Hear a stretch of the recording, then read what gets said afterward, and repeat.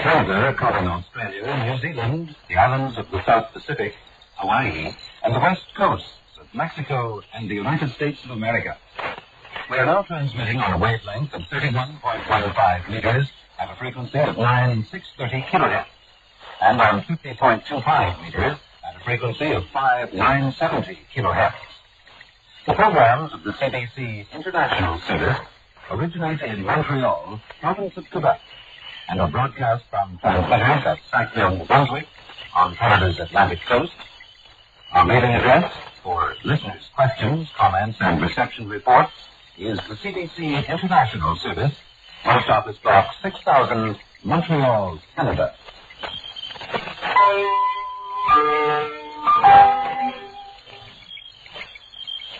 Ici Radio Canada. This is Canada. Our South Pacific service begins with the CBC News. First, the main items. Police in Montreal had issued warrants charging 2 men with the Quebec kidnapping. Prime Minister Trudeau says the terrorists will never succeed in shaking the will of Canadians. The terrorists are still holding the British Trade Commissioner after murdering Quebec Labour Minister Pierre Laporte. Now the details. Canadian police appear to have made a breakthrough in their hunt for the kidnappers of British diplomat James Cross and the assassinated Quebec Labour Minister Pierre Laporte. Warrants charging 2 men with kidnapping in both abduction cases have been issued by the Quebec Provincial Police. Named in the warrants are Marc Carbonneau, a 37-year-old taxi driver, and 27-year-old Paul Rose, who is described as a teacher. They are Canadian citizens whose mother tongue is French. The police did not say where they thought the men might be. Premier of Quebec, Robert Bourassa, has called on the people of the province to remain calm following the murder of Mr. Laporte. In a brief broadcast statement, the Premier said the Labour Minister was the victim of criminal hatred. The members of the Front de Libération du Québec, which killed him, were not worthy of being Quebecers and Canadians. Mr. Bourassa told Canadians that justice would triumph in the fight against the FLQ. Mr. Laporte's body was found early Sunday morning in the trunk of a car at the St. Hubert Air Base, south of Montreal. The vehicle apparently was the same one used by his abductors on October the 10th. As far as is known, Mr. Cross is still alive. Several hours after the killing of Mr. Laporte, police received confirmation of this in the form of a handwritten note from the British Trade Commissioner. The note, left in a Montreal church, said that he was well, but was hidden in a place where police would not likely find him. The body of Mr. Laporte is lying in state at the new courthouse in Montreal. The funeral will take place tomorrow afternoon, and at the request of Mrs. Laporte will be as simple as possible. In Ottawa, the Cabinet held an urgent meeting early Sunday afternoon. Afterwards, External Affairs Minister Mr. Sharp said only that the Cabinet decided to make no statements on the terrorist situation in Quebec until after Mr. Laporte's funeral. Prime Minister Trudeau flew to Montreal and met for an hour with Premier Bourassa and the Mayor of Montreal, Jean Drapeau. A brief statement from the Premier's office said there would be no public announcement on what they talked about. After the talks, Mr. Trudeau went to the Montreal courthouse to pay his last respects to Mr. Laporte. The Prime Minister went on nationwide video and television after returning to Ottawa. He said that further terrorism must be expected from the FLQ, but these vicious men, as he called them, would not succeed in shaking the will of the Canadian people. Mr. Trudeau said the terrorists were beneath contempt, and he indicated that every possible step would be taken to track them down. Here is the Prime Minister's statement. There are few occasions when the entire population of a country shares a single emotion and senses a deep unity in the face of events. This is one of those occasions. Canadians have witnessed in the past 2 weeks a series of events which was conceived in treachery and executed with cowardice. We have watched in horror as a small band of twisted men set in motion events designed to turn Canadians against Canadians. Their scheme has been a deliberate provocation of hate. The men responsible for these crimes are not representative of Canadians. They are members of a hardcore devoted to a single purpose, to inspire within all of us fear and hatred, and in this atmosphere to destroy our nation. They are beneath contempt.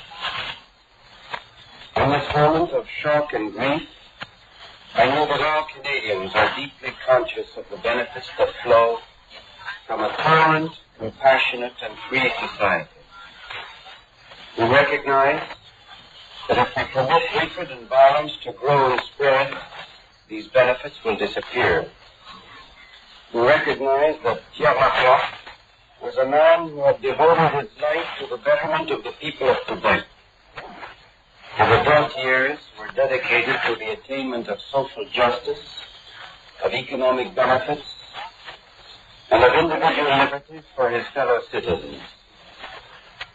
His record of struggle and accomplishment sounds out like a trumpet in comparison to the whines of self-pity and the screams of hatred which have poured forth from the FLQ. Yet this was the man the FLQ murdered in cold blood. We must expect that these vicious men may attempt again to shake our will in the days ahead. I speak for all of you when I say that any such attempt shall fail. Canada grieves for Madame Laporte and her children. On your behalf, I offer them deepest sympathy. They will know that the name of Pierre Laporte will be repeated by school children for generations as a symbol of steadfast opposition to division, disunity, and hatred in Canada. Those who recognize the need for a change in Canadian society will be reassured in their quest by the knowledge that in this land there are many men who share the dedication of Pierre Laporte, the mere few who follow the FLQ. Those responsible for this crime will be found and will be dealt with in the calm and dispassionate atmosphere of Canadian courts. The FLQ has sown the seeds of its own destruction. It has revealed that it has no mandate but terror, no policies but violence, and no solution but murder. Savagery is alien to Canadians. It always will be, for collectively we will not tolerate it. That was Prime Minister Trudeau speaking in Ottawa. This news broadcast comes to you from Montreal, Canada. At last report, Quebec police were holding 319 persons, mostly FLQ sympathizers, as they continued their investigation into the kidnappings. Of these, 183 are detained in Montreal.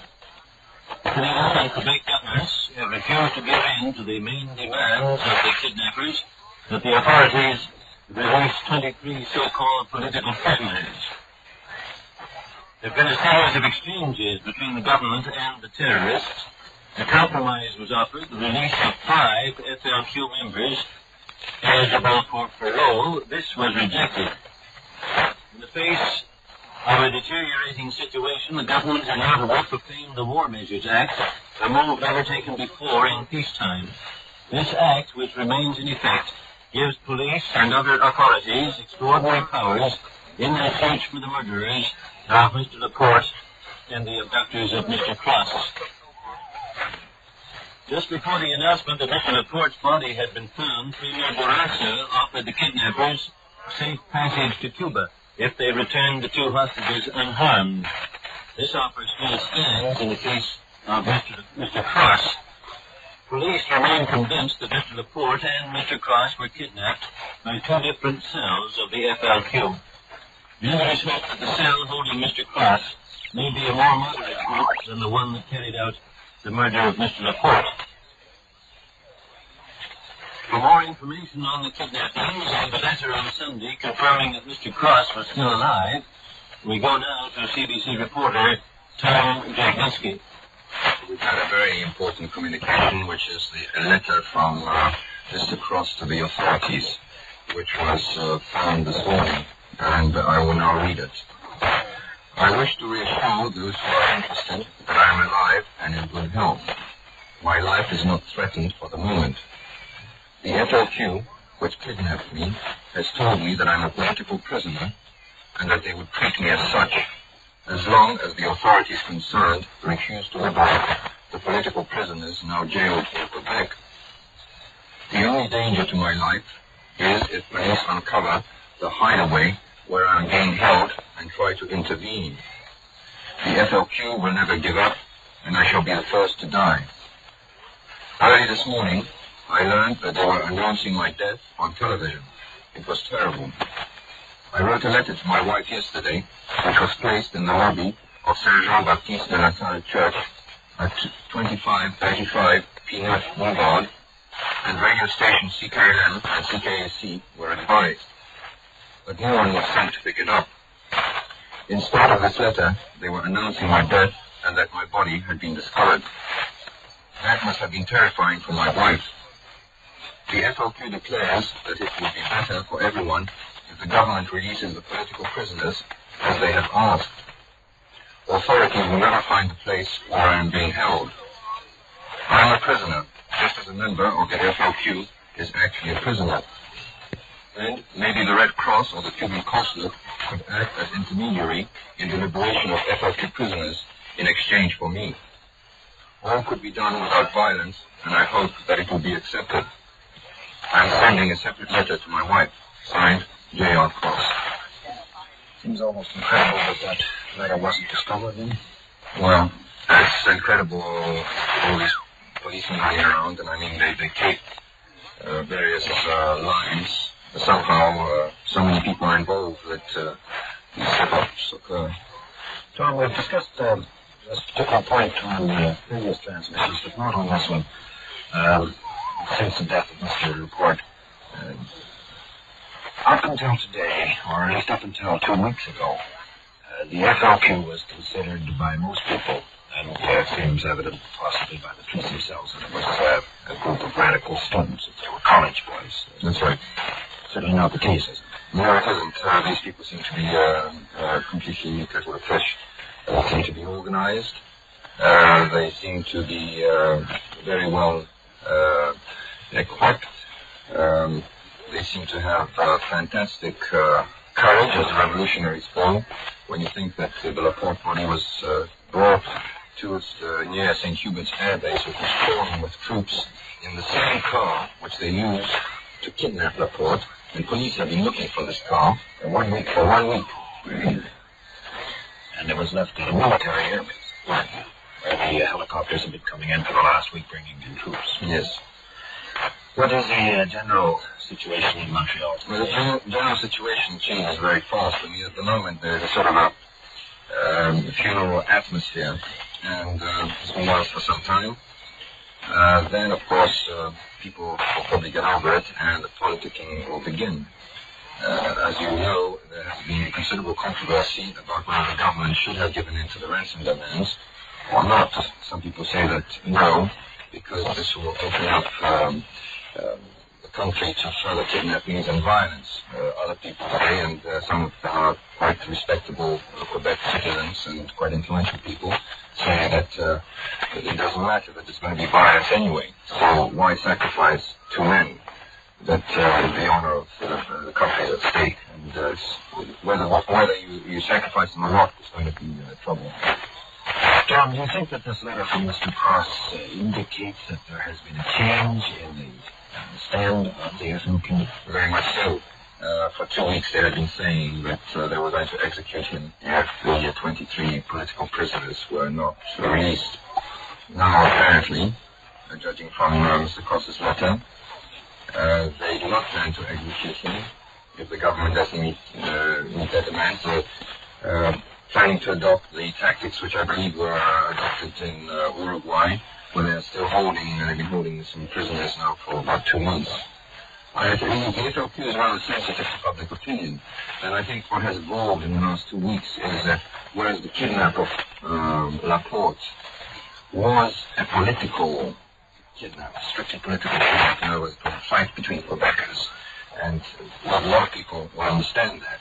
A lot of people won't understand why Cross, who is in fact almost a bystander. Okay, so he represents the Queen, but really that doesn't wash anymore with the public. You know, we've passed a stage where the separatists worry about the fact that the Queen is head of Canada. That was valid 7 years ago, but not today. And I think that they have realized that they will not gain anything by executing Cross. That whereas among the population there are a lot of people that didn't like Laporte, people are neutral towards Cross, and they say, why kill somebody who had nothing to do with our quarrel? And I think this is what has happened. And I think that now they are probably trying, they will try to make capital out of this. In other words, maybe they might even go as far as releasing him on condition that the government broadcast their reasons why they have released him. Premier Bourassa has gratefully moved his provincial government to Montreal during this crisis. As heard earlier, Prime Minister Trudeau flew to Montreal yesterday afternoon to confer with Premier Bourassa. Earlier in Ottawa, the Trudeau cabinet held an emergency meeting, and Ron Collister has more on that. The emergency cabinet meeting lasted 2.5 hours. The mood was grim, showing the strain and tiredness of the past weeks, and for some ministers, the loss of a close friend. When it was over, Mr. Trudeau brushed by news. External Affairs Minister Sharp said there'd be no statements by any cabinet minister until after the Laporte funeral, so that presumably left the Prime Minister free to make statements at any time during the emergency as the need arose. We're told that Mr. Trudeau is likely to lead the federal mourners at the Laporte funeral, presenting major security problems for the city of Montreal. The Cabinet also looked at the situation that will occur in the Commons today when MPs split over the scheduled vote on the War Measures Act, which was invoked for the Quebec emergency. There's a strong feeling against such a public split when the country needs unity and the Commons should be reflecting. The feeling here is that the vote cannot be avoided, but once taken, there should be immediate steps to de-escalate the political strife in the Commons and produce all-party unity behind substantive security measures. That was Ron Collister reporting from Ottawa. The recent events in Quebec have got widespread press coverage throughout the world. The British government especially has been keeping in touch. The kidnapped James Cross is, of course, a British diplomat. For a report on the mood in Britain, here is CBC reporter Bill Cunningham in London. Britain had been attempting to maintain a low-key approach to the Montreal crisis. Basically, London had agreed with Prime Minister Trudeau's handling of the matter, and the government here was also fully aware that anything it might do could exacerbate the situation. So British officials had done little more than keep an increasingly shocked eye on the developments as they occurred. But throughout the crisis, editorial support in British newspapers has been solidly behind the actions of the Canadian Prime Minister. As the Daily Express pointed out this morning, before the news that the murder of Mr. Laporte was announced, it may well mean the loss of a man's life. It could mean the loss of many lives. But if we continue to negotiate in these cases, we are on the road to anarchy where no man is secure. And one criticism that has been voiced was put this way. It's a hard thing to say, but even against the threat of the death of an innocent man, negotiations should never have begun. This last was written by a former British cabinet minister, the Right Honourable Richard Mark, and he was a friend of British diplomat James Cross. This morning, the BBC began its broadcast day with prayers for the families of the two kidnapped victims.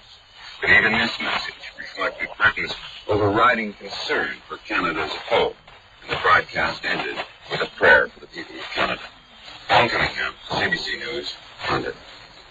Another country much concerned with the political situation in Quebec is, of course, France. For an assessment of reaction there, here is David Bassett in Paris. The French Foreign Minister, Maurice Schumann, sent a message of condolences to Premier Robert Bourassa of Quebec. In his message, Mr. Schumann said, and I quote, "I am staggered by the tragic death of Mr. Laporte." The French Foreign Minister thinks that Mr. Laporte is the chief architect of cultural cooperation between France and Quebec. Mr. Schumann asked Mr. Bourassa to transmit his message of condolences to Mrs. Laporte. But the question of condolences was not on the agenda of a meeting here of pro-FLQ students from Quebec who are occupying a Canadian student residence at the University of Paris. The students didn't even talk about the assassination of Mr. Laporte during the 2-hour meeting. Some of the phrases that flew at their meeting were the techniques of revolution, machine guns, and repression of the popular will. Told the press that Mr. Laporte would not have been killed if the Canadian government had given in to the demands of the FLQ kidnappers. The FLQ sympathizers are occupying the ground floor of the student residence against the will of the students who live in the building. But the residents have decided to tolerate their presence rather than to provoke a violent confrontation. This is David Bassett from Paris. You're listening to a special news program from the International Service of the Canadian Broadcasting Corporation in Montreal. Montreal police said a short while ago that an Army bomb demolition crew had been called in to check reports that a house in St. Hubert had been booby-trapped with dynamite. The body of Mr. Laporte was found near an airport at St. Hubert.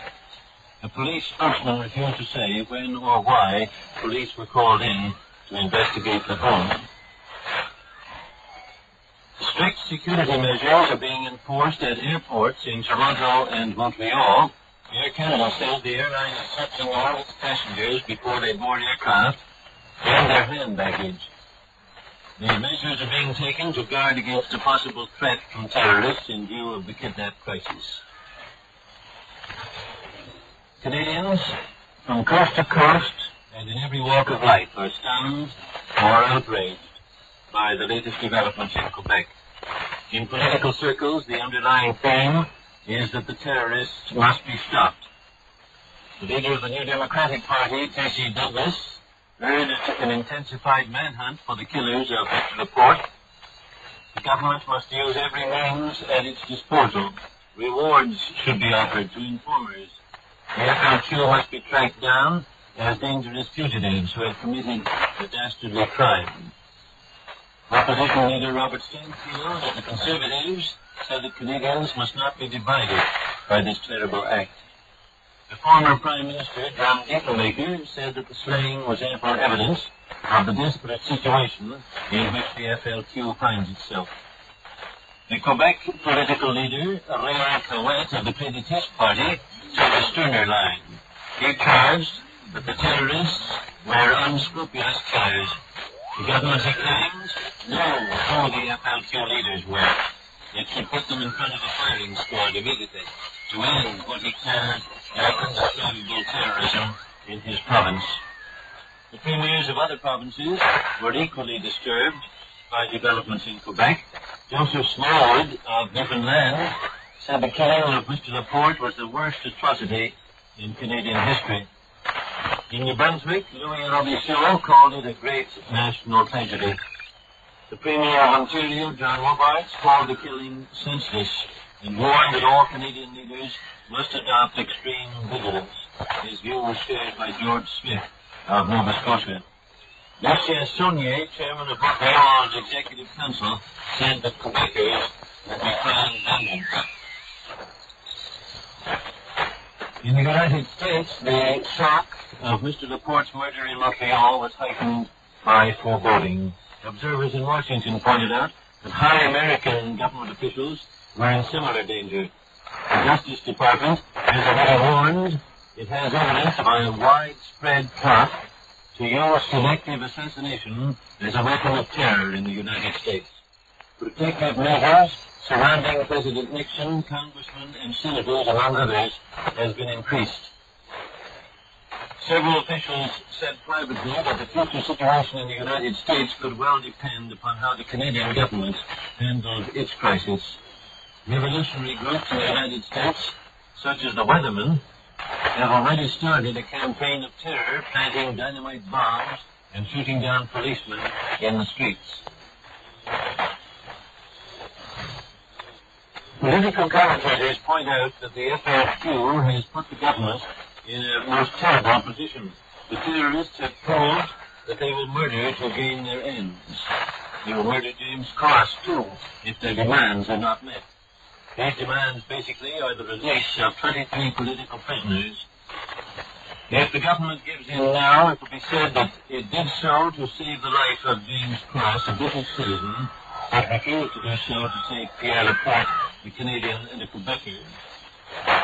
If the government does not give in and Mr. Cross is killed, then it may be charged with too rigid a stand. The federal cabinet and that of Quebec is in this dilemma, the commentators say, and how it will be decided may not be known for many hours. And that's the end of the CBC News read by Earl Fisher in Montreal.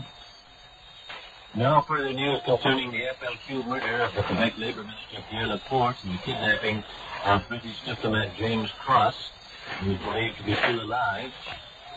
All during this crisis, the nation's capitals has been a site of intense activity. Here is Robert Abra in Ottawa with a review of the situation there and a reminder of just what the invoking of the War Measures Act entails. The Ottawa focus on the situation now is intensified on the case of James R. Cross, the senior British Trade Commissioner in Montreal who was abducted on October 6th, nearly 2 weeks ago. There was the heartening news that Mr. Cross still is alive and well in the hands of the Front de Libération du Québec. This after some erroneous reports that he too had been killed. But Prime Minister Trudeau and his ministers are not offering any comment at this time. They emerged from their special meeting with grim faces after more than 2 hours of studying reports. Messages from the Government Operations Center poured into the meeting room throughout the meeting, while new aides anxiously in the corridors and outside, a crowd of interested spectators waited to see what developments might become public. The government already has gone practically to its legislative limit in the effort to curb the FLQ violence. Last week, troops of Canada's armed services moved into Ottawa, as well as Montreal and other places, to bolster police security around public buildings and diplomatic residences. There's not much evidence of the troops on Parliament Hill itself, where security is in the hands of the Royal Canadian Mounted Police and the Parliamentary Security Corps. There are more evidence around other government buildings near the residences of diplomats, government officials, and parliamentary leaders. On Friday, when the government took on unprecedented action of invoking the War Measures Act, the same extensive legislation will give the government extraordinary powers over the country. It has never before been invoked with this time. It's required that the War Measures Act and authorizations to be enforced under it come before Parliament for discussion and approval. And the debate begins each Friday, including a special 14-hour session on Saturday. The motion for approval will come to a vote when the House of Commons opens on Monday, but there seems little doubt that approval will be granted. Opposition spokesmen, especially the Socialist and Democratic Party, have criticized the government for invoking an act that could literally destroy all civil liberties in Canada. They feel it was overreaction. On the other hand, the government had nothing else ready to work with. New legislation would require a series of preparations, several days of debate before it could go through, and the government felt it had to act immediately. Prime Minister Trudeau indicated that special legislation will be drawn up along the lines of the regulations passed under the War Measures Act, but only after we see how well the regulations work. These regulations, in effect, outlaw the FLQ and impose strict penalties for membership, association with, or assistance to that organization. They also give peace officers extraordinary powers of arrest on suspicion and search without a warrant. There have been demonstrations on Parliament Hill against the regulations as they affect civil liberty, but the millions of new spectators is in favor of the government action. One woman who tried to test the regulations by carrying a Leave Quebec Libre sign was shooted down and her sign destroyed. This is Robert Eber in Ottawa. Back in Montreal, Mayor Jean Paul yesterday kept a promise made some weeks ago to speak to a congregation at the Unitarian Church in downtown Montreal. His address was a eulogy for Pierre Laporte, who he described as a close friend. Pierre Laporte was a dedicated man. He had proven he could influence people and be a leader. He was well known as being the second in command. And maybe because they thought they couldn't reach the first in command, they should grab the second in command. Because what is to be destroyed is authority. Is society. To destroy society, you want to destroy the leader. Pierre Laporte has dedicated his life to the well-being of his fellow citizens. His sacrifice should not have been consented in vain. That our man, holding public office, should have the courage to continue. That was the mayor of Montreal, Jean Paul. Now the brief review of the events in Quebec during the past 2 weeks. Here again is Tom Magnuson. Well, it started, as we all know, 2 weeks ago, and since then it's been barreling along in the sense that somebody said that if you had written a story like that, nobody would touch that water because they wouldn't believe that such thing can happen.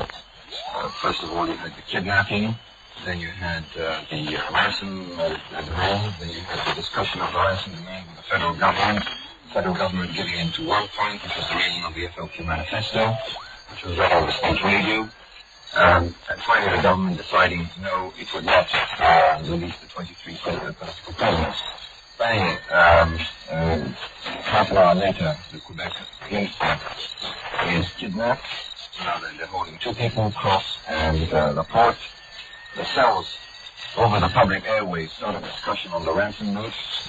The ransom, which had been brought down to 23 political prisoners, is now back again to the original ransom demands of the $500,000 in gold and the name of the police informer that had